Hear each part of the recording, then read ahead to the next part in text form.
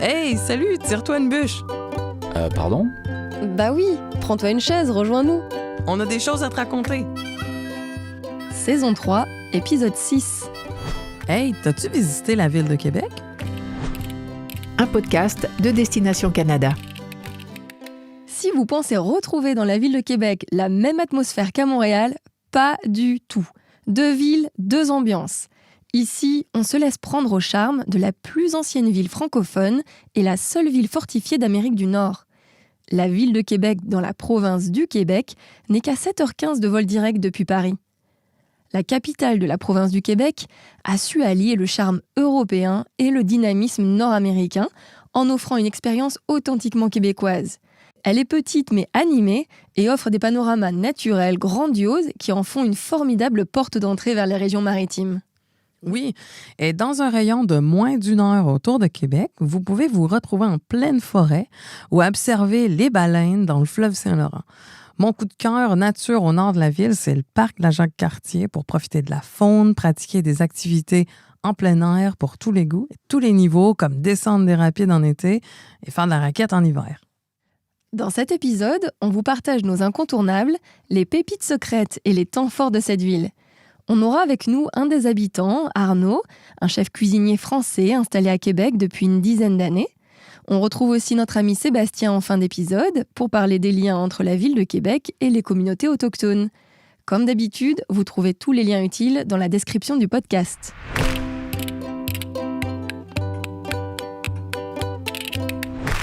Avant de donner nos incontournables, j'ai trouvé quelques faits amusants sur Québec. À toi de répondre aux questions du quiz, Maryse. Un hôtel de glace est construit tous les ans depuis plus de 20 ans vers la ville de Québec. Vrai ou faux? Ça, c'est de la détermination, c'est vrai. C'est le seul en Amérique du Nord et on est obligé de le reconstruire vu qu'ils font tous les ans. Mais attention, le thème change aussi tous les ans, donc c'est jamais tout à fait le même décor que vous pouvez découvrir. On peut visiter son hall d'entrée, sa chapelle, boire un coup au bar de glace et même visiter les chambres joliment sculptées avant que les clients viennent faire leur check-in pour passer la nuit. Et à 15 minutes de la ville de Québec, on peut admirer une chute, la chute Montmorency, qui serait plus haute que les chutes du Niagara. Vrai ou faux? C'est vrai, elle fait 30 mètres de plus que celle du Niagara, puisque la chute Montmorency fait 83 mètres. Il y a un pont suspendu au-dessus pour la traverser en profitant d'une vue impressionnante sur la région et le fleuve Saint-Laurent. Puis en hiver, la chute Montmorency est un lieu de prédilection pour les amateurs d'escalade de glace. Ils viennent escalader le pain de sucre. C'est un cône de glace naturel formé par les éclaboussures gelées de la chute. Tu peux nous dire d'où vient le nom de la ville? Québec, ça veut dire là où le fleuve se rétrécit en langue autochtone. C'est un emplacement stratégique qui facilitait le commerce et la défense. Donc, l'explorateur Samuel de Champlain y a établi en 1608 un poste de traite de fourrure. C'est devenu la première colonie permanente en Nouvelle-France. Et puis, le vent tourne. En 1759, la ville est passée aux mains des Britanniques après la bataille des Plaines d'Abraham. C'était la fin de la Nouvelle-France. Alors pour terminer, la ville de Québec est considérée comme le berceau de l'Amérique française au Canada. Est-ce que c'est vrai ou c'est faux? Vrai, évidemment. Et c'est précisément l'île d'Orléans, à 20 minutes de Québec, qui est le point de départ de nos ancêtres. Les familles venues de France y arrivaient là avant de se disperser partout en Amérique. C'est aussi sur cette île qu'on trouve certains des plus beaux villages du Québec. La construction tardive du pont en 1935 a contribué à la conservation du patrimoine local. On y trouve des artisans du terroir, des kiosques de maraîchers. Bref, j'adore.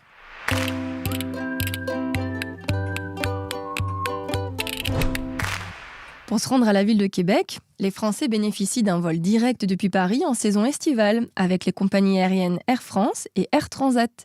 Ces compagnies aériennes relient Charles de Gaulle à l'aéroport Jean-Lesage. Une fois sur place, c'est un excellent point de départ. Pour un séjour au Canada, vous pouvez évidemment louer une voiture ou utiliser un mode de transport plus doux comme le train. Le tronçon régional de Via Rail s'appelle le Corridor. Il est confortable, fonctionnel pour relier les grandes villes de l'Est canadien. Ça évite les longues distances en voiture ou un vol domestique. Il faut quand même avouer que contrairement à d'autres portions du train au Canada, cette partie-là n'est pas panoramique. Donc, il y a le Wi-Fi à bord. Le train peut être bien pratique l'hiver pour voyager entre les chutes du Niagara, Toronto, Ottawa, Gatineau et Montréal. Si vous aimez le train, la Ville de Québec est aussi sur le tronçon du train couchette La Voie des Maritimes qui part de Montréal et file jusqu'à Halifax dans les provinces maritimes en une nuit et un jour. Mais avant de quitter la ville de Québec, place aux incontournables. Et pour moi, ça commence par un tour du Vieux-Québec. C'est un joyau du patrimoine mondial de l'UNESCO et tellement facile de le parcourir à pied. Je vous conseille de déambuler dans ces rues pavées, de marcher le long de ces quasi 5 km de fortifications et de visiter les lieux historiques comme la place Royale, les plaines d'Abraham et l'hôtel du Parlement. Pour le meilleur point de vue, rendez-vous à la ville haute sur l'immense terrasse du Frein, à côté du château Frontenac qui trône au sommet du Cap Diamant. La terrasse offre un superbe panorama sur le rétrécissement du fleuve Saint-Laurent. Ma partie préférée du Vieux-Québec, c'est dans la ville basse, côté Saint-Laurent, au Petit Champlain. Il s'y passe toujours quelque chose dans les rues piétonnes. J'adore découvrir les artistes de rue, parcourir les boutiques d'artisanat, les galeries d'art. Et puis, c'est un endroit pittoresque pour prendre un verre ou dénicher un bon bistrot. Il y a aussi le quartier du Vieux-Port pour trouver des galeries d'art et des boutiques d'antiquités. Il y a des belles vues sur le fleuve et c'est là qu'on peut partir en excursion bateau sur le Saint-Laurent. Dans un autre genre, je vous conseille de sortir de la ville fortifiée. Ça permet de découvrir les quartiers créatifs de Saint-Jean-Baptiste et de Saint-Roch autour des rues Grande-Allée, Saint-Jean et Saint-Joseph-Est. Il y a plein de restaurants, des hôtels, des épiceries fines, des librairies, des designers. Et puis le soir, c'est l'endroit où sortir à Québec.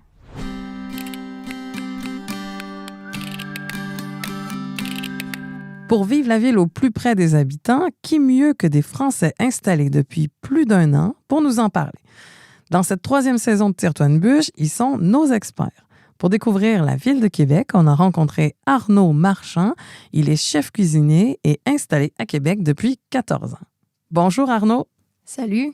Bonjour Cyrielle, bonjour Maryse. Dis-nous Arnaud, si on devait résumer la ville de Québec en 3 mots, tu choisirais lesquels? Alors la ville de Québec, chaleureuse, charmante, puis surprenante. Et si la ville avait un son, ce serait lequel? Le son du fleuve. Alors autant oui l'été, mais aussi l'hiver quand la glace elle craque sur le dessus du fleuve, c'est quand même assez impressionnant. Donc le son du fleuve, c'est quelque chose qu'il faut vivre. Pour toi, la ville a quelle odeur? L'odeur de la ville, c'est un mélange de, je m'imagine un petit peu l'automne, les feuilles mortes, qui est une odeur particulière à cette période-là, mélangée avec ce côté, le côté maritime, un petit peu cette particularité avec le fleuve, fait que c'est un mix de cette odeur-là. Qu'est-ce qui t'avait incité à t'installer à la ville de Québec? Ce qui m'a incité à la ville de Québec, c'est d'abord mon épouse, qui était originaire de Québec, et j'ai vraiment adoré cette ville. Pourquoi? Parce qu'elle est de taille humaine. C'est pas une grosse ville, puis la proximité de la montagne, de s'extérioriser à 15 minutes, à 20 minutes de la ville, ça, je trouve ça vraiment une qualité de vie extraordinaire. Quel aspect imprévisible t'as découvert dans cette ville-là? Alors, la ville de Québec, en fait, je trouve qu'elle est très méconnue. Moi, même après 13 ans ici, je découvre encore des coins vraiment inusités. Je me souviens encore de la visite d'un lieu qui est assez extraordinaire, d'une bibliothèque qui est cachée dans le Vieux-Québec et que, en fait, personne ne connaît. Et donc, c'est pour moi une bibliothèque digne d'Harry Potter, là. Donc, c'est à mélanger avec des prisons qui sont dans les sous-sols, donc au début de la ville, en fait, là, qui ont été construits dès le démarrage de la ville. Donc, il y a vraiment plein de lieux inusités. Puis, je ne vais pas dire le nom, je veux que les gens cherchent. Je veux que les gens aillent fouiller, qu'ils découvrent eux-mêmes leur propre ville parce qu'il y a vraiment plein de petits bijoux qui sont cachés à l'intérieur de cette ville. Quel est ton quartier favori et pourquoi? Quartier favori, c'est sûr que le Petit Champlain c'est quelque chose parce que pour moi, le Petit Champlain, c'est une des premières photos que j'ai vues de ma cousine qui avait fait un premier voyage au Canada. Et cette photo, je m'en souviens encore là. Comme je trouvais cette photo magnifique et je dis un jour, j'irai là. Un jour, je veux vraiment y aller faire un petit tour au Canada. Puis la vie m'a amené ici pour y vivre.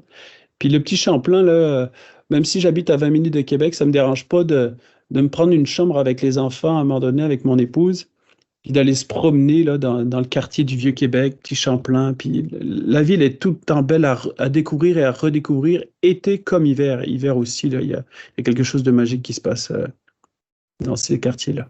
Et celui pour te ressourcer? Alors, c'est sûr que moi, j'ai un petit coup de cœur pour le lac Beauport parce que j'y habite. Puis je rentre à la maison, puis je me ressource. Fait que ça, je suis très, très, très privilégié.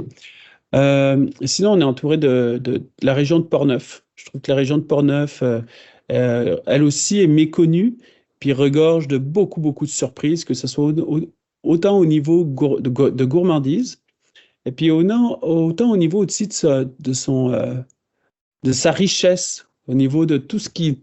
Une communauté très soudée.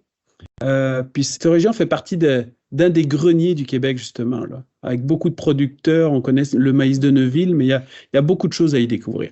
À quel festival ou événement tu nous conseilles d'assister à la Ville de Québec? Les événements, on est chanceux. Le festival d'été est quand même quelque chose d'assez particulier et riche. Tout le temps un festival où il y a beaucoup d'énergie qui est mise, puis on le voit par la qualité des artistes qui viennent présenter, puis vivre des moments assez spéciaux, je pense, comme l'année dernière avec les Cowboys fringants, je pense que ça va rester gravé. Sinon, je pense que beaucoup de festivals aussi autour de l'humour, le Comédia qui prend place aussi, donc il y a beaucoup de mouvements, donc ça va dépendre vraiment des saisons. On ne peut pas passer non plus à côté du Carnaval de Québec. Puis, j'aime cette dynamique-là et cette capacité de s'adapter en fonction des saisons. Puis que l'hiver aussi, on peut vivre et puis profiter de cette belle ville. Qu'est-ce que tu nous conseilles de ramener comme souvenir de la Ville de Québec? Même si c'est un peu stéréotypé, mais le sirop d'érable, quand on goûte à du bon sirop d'érable, toute la qualité qui est faite par les travailleurs, par les producteurs ici à Séricole, puis toute la différence entre les différentes couleurs du sirop d'érable, en apprendre plus sur ce produit qui est vraiment magnifique, et puis ensuite, de ramener, pour moi qui suis cuisinier, ramener une saveur. Je trouve que quand on est capable de goûter quelque chose et que ça nous rappelle un voyage, ça, c'est puissant, là. Puis je trouve que c'est ce qui est beau dans la cuisine. On se rappelle d'une pizza qu'on a mangée en Italie, on se rappelle d'un couscous avec le ras el hanout au Maroc, puis là, on se dit, c'est le sirop d'érable, là. Au Québec, j'ai mangé quelque chose qui était assez unique, que ce soit dans les desserts, parfois dans les salés, quand c'est bien équilibré. Et puis, donc ça fait partie un petit peu des incontournables. Merci Arnaud, on était ravis de t'avoir avec nous aujourd'hui.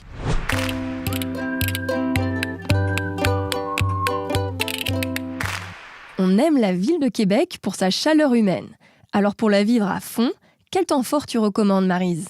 Toutes les saisons sont belles à Québec, mais l'hiver, l'ambiance est festive et irrésistible au moment du Carnaval de Québec dont parlait Arnaud. Il existe depuis 1955 et il continue d'enchanter avec ses défilés de nuit, ses sculptures sur neige et sur glace, ses bancs de glace. Il y a des soirées musicales et le Palais de Bonhomme est à visiter, bien sûr. Bonhomme Carnaval, c'est le représentant officiel de l'événement et sa plus grande qualité, c'est sa joie de vivre. À voir fin février, début mars, c'est la course de canot de glace qui a lieu sur le fleuve Saint-Laurent. Ça s'appelle la Grande Virée des canotiers. C'est hyper compétitif et impressionnant à regarder. Les équipes poussent leurs canots sur les immenses plaques de glace en mouvement, puis sautent dans l'embarcation pour ramer en rythme pour avancer rapidement sur les eaux libres. S'ils sont bloqués à nouveau par la glace, ils sautent sur la glace et repoussent. Il faut être en super bonne condition physique. Et le temps des fêtes de fin d'année à Québec, t'en penses quoi? Ça a l'air magique. Ils mettent tellement de lumière et de décoration qu'avec l'architecture historique et la neige, ça crée un décor féerique. On peut dire que dès la fin novembre, le Vieux-Québec se transforme en un véritable village de Noël.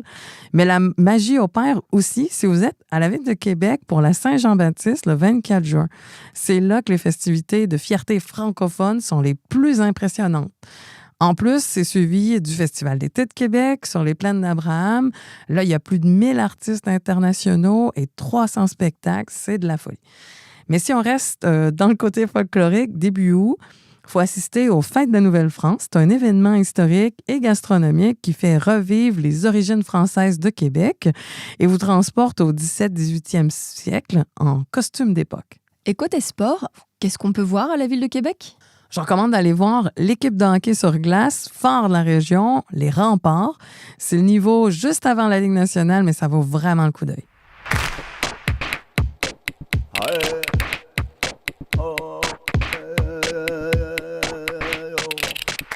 Pour clore cet épisode, quels sont les liens entre la Ville de Québec et les communautés autochtones du Canada? On en parle avec notre ami Sébastien Desnoyers-Picard, vice-président de l'Association touristique autochtone du Canada. Salut Seb! Salut! Oui, Maryse et Cyrielle, comment allez-vous aujourd'hui? Salut! Bien! Est-ce que tu peux partager avec nos auditeurs des lieux et des activités autochtones à la Ville de Québec? On est vraiment choyés d'avoir la Ville de Québec, un lieu patrimonial incroyable, mais on est encore plus choyés d'avoir une petite communauté comme Wendake à 15 minutes du centre-ville de Québec et d'avoir un hôtel fantastique, l'Hôtel Musée des Premières Nations, d'avoir un musée incroyable qui est abrité à l'intérieur, évidemment, de l'hôtel. On a un site traditionnel qui est de toute beauté aussi, qui est en opération depuis plus de 30 ans. On a un nouveau parcours lumineux aussi qui est en existence depuis plus d'1 an maintenant, mais un parcours qui a été créé par Moment Factory pour les jeunes, les jeunes et moins jeunes évidemment, mais pour les familles qui veulent venir voir notre histoire à travers un parcours lumineux vraiment incroyable. On est choyé, on a le restaurant Sagamité aussi, ça fait une 20aine d'années en existence aussi, qui vient de se refaire faire un surfacing incroyable. Donc vraiment, on mange bien, vous avez une table incroyable, on a une communauté qui est vibrante. On est une porte d'entrée incroyable aussi sur la Côte-Nord pour aller à Espit, pour aller vers les baleines, évidemment, à Espit. On est aussi une porte d'entrée pour Machetoyage. Si vous voulez aller chez les Cris, aussi un petit peu plus au nord. On est une porte d'entrée entre Québec et Montréal pour les gens qui veulent aller à Odanak aussi pour aller vivre des expériences comme au Café Machko, au Musée des Abénakis, aller voir aussi, prendre un peu de Sagamité, de Sagamité ou Watso, à Wilnac, aller au casino. Donc, il y a vraiment des belles choses qui sont disponibles dans le secteur de Québec, entre Québec et Montréal, si vous faites la route. Pour moi aussi, vous avez le parc linéaire, la chute. Il y a vraiment des belles choses. On est capable de passer facilement 2 jours et demi à Québec, dans le secteur Wendake, aller vivre de la ville de Québec. Puis après ça, on est capable d'aller continuer notre séjour. Québec, c'est vraiment une belle place. On est chanceux. On a une belle température en été, en hiver. Et c'est vraiment varié. Hein, Maryse, on le sait, tu es quelqu'un du Québec à la base, quoique tu t'es sauvé de nous. Mais l'hiver est aussi un endroit formidable. Nos saisons sont magnifiques. Hein? L'hiver, on peut profiter de faire de la raquette, du traîneau à chien. On peut faire évidemment aussi du ski alpin, mais aussi du ski de fond. On est vraiment chanceux parce qu'on voit vraiment nos 4 saisons. Y a-t-il des événements autochtones à la Ville de Québec auxquels nos auditeurs peuvent assister? Ben oui, pour moi, c'est un immanquable, le Power international de Wendake. À chaque année, c'est un événement qui est récurrent, toujours dans le coin de la fin juin, début juillet. Donc, pour moi, c'est sûr qu'il y a à peu près 15 000 visiteurs vont passer sur ce week-end. Pour ceux qui connaissent un peu moins les Power, ce sont des rassemblements intertribaux, des nations. De plus en plus, Wendake, là, ça devient un powwow qui est en grandissant, plus d'une centaine de danseurs avec évidemment qui sont un powwow qui est de compétition. Donc il y a aussi des groupes de drummers qui sont là, qui vont jouer du tambour. Vous avez aussi des maîtres de cérémonie, vous avez des artistes, des artisans sur place, on peut acheter de l'artisanat. Il y a un volet aussi culinaire, on peut venir goûter certains mets. Il y a des mets qui sont très typiques, traditionnels. Donc pour moi, c'est vraiment, là, quand on parle de multisensoriel, vous êtes capable d'avoir vraiment un tout. Et venir vivre une portion de la culture qui est très importante pour nous, qui sont des rituels, qui sont de la coutume. Le powwow de Wendake, c'est un immanquable, ça c'est sûr. Et y a-t-il d'autres destinations autochtones accessibles depuis la Ville de Québec? Quand on parle de Québec, on parle évidemment du Tour de la Gaspésie. On peut s'en aller facilement vers le Nouveau-Brunswick, la Nouvelle-Écosse, l'île du Prince-Édouard. Donc, j'aurais tendance à concevoir un peu un itinéraire pour aller voir les différents sites autochtones. Vraiment, tu sais, comme on parle du Nouveau-Brunswick, le Tour de la Gaspésie, c'est un immanquable, je pense. Là, tu sais, tout le monde le fait quand même au Québec. Fort probablement, ça a déjà été fait. Mais c'est sûr que quand on commence à aller faire le tour, L'Atlantique, on le considère peut-être un peu moins d'emblée, parce qu'on a tendance à penser que, bon, on reste au Québec, c'est le français, c'est simple, mais le Nouveau-Brunswick est quand même la deuxième province qui a le plus de français, de francophones.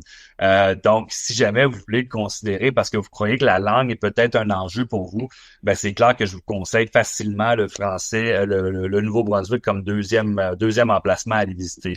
Metapenagag, le parc dans le fond qui est là-bas. Pour moi, vraiment un bel incontournable. Vous allez aller apprendre sur la culture autochtone. Il y a un grand site où est-ce qu'on peut aller fabriquer aussi de l'artisanat autochtone sur place. Vous avez le Red Bank Lodge aussi pour aller vous loger. On peut aller avec First Nation Storyteller aussi qui vont vous amener sur la rivière. On va aller faire un peu de pêche. On va aller faire de la bannique, par exemple. On va apprendre sur les coutumes des Premières Nations. On peut aller aussi avec Elsie Pogtog, dans le fond, pour apprendre sur, encore là, sur les autres communautés autochtones, qui est une autre communauté juste à proximité. Pour moi, c'est vraiment tous des activités qui sont pour venir un peu plus s'immerser dans la culture des Premières Nations. Mais donc, il y a plusieurs activités qu'on peut aller faire, cuire les huîtres dans le sable directement avec un produit, avec faire une bannique.